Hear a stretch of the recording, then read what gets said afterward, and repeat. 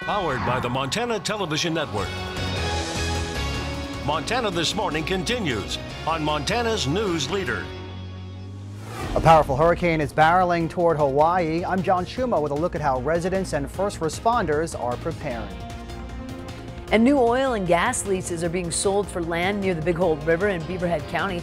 Coming up, how local residents look at the plan for possible drilling. 6:30 on this Thursday, Chet Lehman, Missy O'Malley with you. A powerful hurricane barreling towards Hawaii right now. That's right. Hurricane Lane is expected to get dangerously close to the Big Island and to Maui. John Schumo has our latest. A state of emergency in Hawaii for what could be the most damaging storm there in decades. I was here for Hurricane Eva 30 years ago, and I know how bad it can be. And yes, I'm concerned. Residents are stocking up on supplies as Hurricane Lane churns toward their homes and businesses. Officials are preparing for the worst as the storm threatens to bring powerful winds and catastrophic flooding. We do not want to see what happened in Puerto Rico. And we do that by making sure we're prepared. Dramatic satellite images show the massive storm in the Pacific Ocean. FEMA already has 150 workers in Honolulu ready to respond. Please, if at all possible, consider sheltering in place at your own home if it's safe to do so. First responders from around the country are heading to Hawaii to help. These California firefighters are packing 40,000 pounds of equipment. We have boats, both rigid hull inflatables and flat bottom, more slow water flood-type boats that we can use if in fact that becomes a problem. Public schools are closed for the rest of the week. In Hawaii, the surf's up as residents hunker down. John Schumo, CBS News. Now, the most powerful storm to hit Hawaii was Hurricane Iniki, which is Category 4 that made landfall in '92. It killed several people and destroyed more than 14,000 homes. Back here in Montana, we may be watching the Pacific Hurricane, but we're also fighting fires. Latest update from the Howe Ridge fire burning on the west side of Glacier National Park shows the blade has burned just over 9,600 acres. The new number shows a decrease in size from over 11,000 acres that we reported on Monday. No explanation has been given for the change in numbers of acres burned. Fire managers say behavior was moderate on Tuesday, but the fire expected to pick up again as we move through the week. Howe Ridge Fire has burned more than 17 square miles, destroyed 13 homes and 14 other structures north of Lake McDonald. And as the fight against that fire continues, crews using a unique system to help protect the historic structures that are all still threatened inside the park. It's called Rain for Rent. It's now up and running around Lake McDonald Lodge. Firefighters pumping water from Lake McDonald to sprinklers running parallel to the Going to the Sun Road.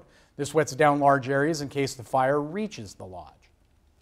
We're wetting all of these fuels down. We're increasing that moisture content so that they're basically unavailable to burn. They won't support combustion. So we can have an ember land on it, but because they're wet, basically they won't ignite. Crews are also laying out thousands of additional feet of equipment to protect the lodge, more than 100 other buildings on the west side of Glacier National Park. And the Goldstone Beaver Creek fire does continue to burn in sections of the Beaverhead, Deer Lodge, and Salmon Chalice National Forest.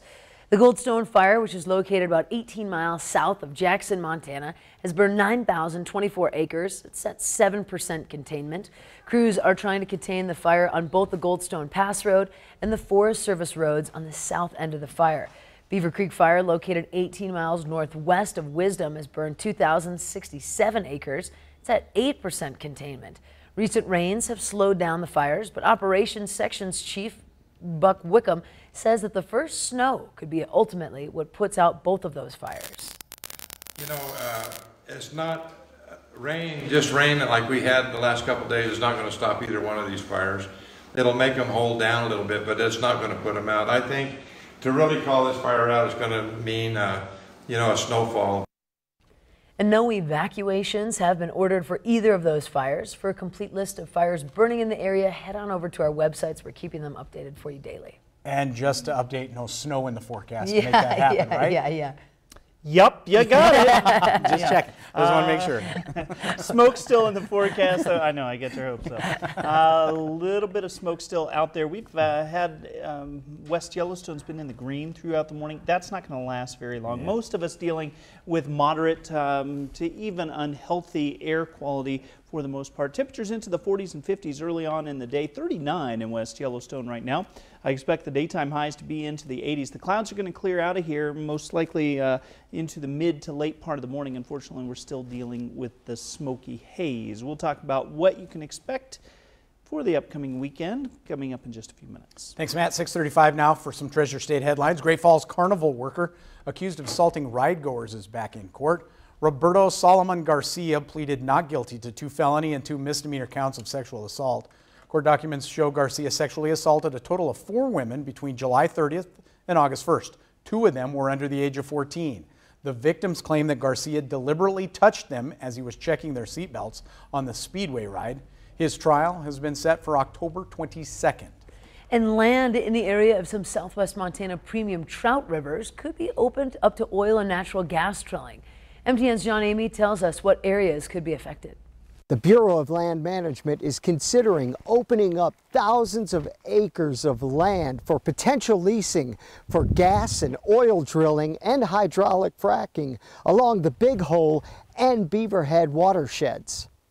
The BLM has opened up more than 12,000 acres of property along the Big Hole River and Beaverhead River, some of it in Madison County and much of it in Beaverhead County. It's an issue of much concern since the Big Hole River is considered a blue ribbon trout fishing river. This owner of a fly shop along the Big Hole River said this is a complicated issue that runs a delicate balance between jobs and protecting the environment. Everybody's trying to live here together, and there's a lot of different industries that are competing for the same natural resources. And I think the only thing that we can do is study it, have some regulations and be careful. Some of the land that's being considered for leasing is this area south of Glen along the Big Hole River. Obviously, I'd be concerned if it affects the quality of the river and my livelihood, of course, just looking at it from my viewpoint. But I would be I could also understand the other side of the argument, which is, more energy for the country and potential revenues for the community. However, if anyone seriously considers oil and gas exploration along this river, some people say they hope they make the environmental impact a priority.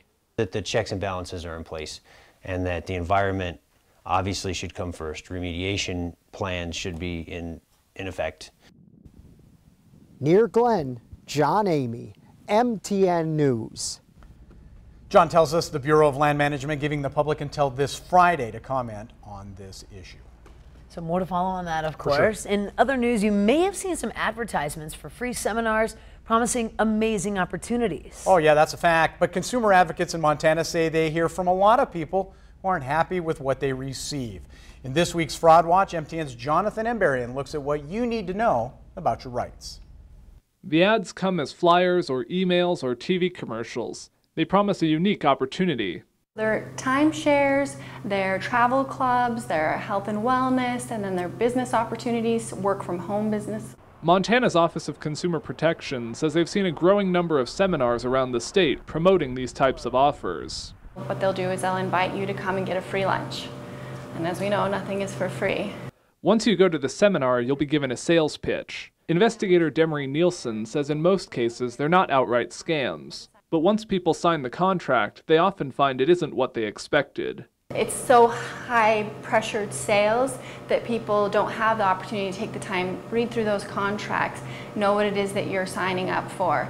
And it's not until a later date that our consumers are finding out this is not what was presented to me, this is not what I thought it was, and that's where the trouble comes in. OCP says if you go to a seminar, you should know what you're getting into. Do your homework, check it out in advance, do a Google, review them, look at their reviews for the individual companies, do as much research as you can in advance so that when you're there, you know the questions to ask. In Montana, you have 3 days to change your mind and get out of the contract. But sometimes the company might not respond to you until the 3 days are up. In that case, it's important to take note of how you tried to get out. If you've made a phone call, if you've sent them an email, you want to document all of that. If you mail them a letter, send it certified. Any way that you're trying to get out of that contract, you want to make sure that you document it. In Helena, Jonathan Embarian, MTN News. Now, if you have any questions about seminars or other consumer issues, you can contact the Office of Consumer Protection. You can find more information on that on our websites. And as we always say, if it sounds too good to be true, it probably is. No doubt about it. Except when it comes to Montana This Morning. That's right. It's even better than we promote it. Stay with us as I chuckle, coming up after a quick break. Now, I know you've heard of maternity leave and paternity leave. What? But what about fraternity leave? What? That's right, taking time off work to bond with your new pet. We have a very interesting story for you in just a moment. That sounds rough. But first, let's check in with Nora O'Donnell. Catch up on Thursday's headlines. Good morning. Ahead here on CBS This Morning, President Trump intensifies his fight against Michael Cohen, giving a new version of the hush payment story. And we'll hear from a mother who was refused help from 911 dispatchers when her daughter got stuck in a locked-in hot car. See you right at 7.